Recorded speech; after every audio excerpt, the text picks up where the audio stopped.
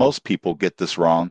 They think all secured credit cards are the same. The Milestone credit card is unique because it's designed for individuals with less than perfect credit who need flexible access to a credit building solution. Here's how it works. Milestone offers a pre-qualification process with a soft credit check, meaning your credit won't be impacted by the initial inquiry. Once approved, you can use the card responsibly to establish or rebuild credit. The card reports to all three major credit bureaus and offers an unsecured credit option over time for qualified users. Some versions carry an annual fee, but the focus is on accessibility and building a solid credit profile. Tips to maximize the Milestone card. 1. Use it for small, regular expenses you can pay off in full each month. 2. Keep balances low to optimize your credit utilization ratio. 3. Make all payments on time to steadily improve your credit score and qualify for better cards in the future. Who should consider this card? Anyone with poor credit, limited credit history,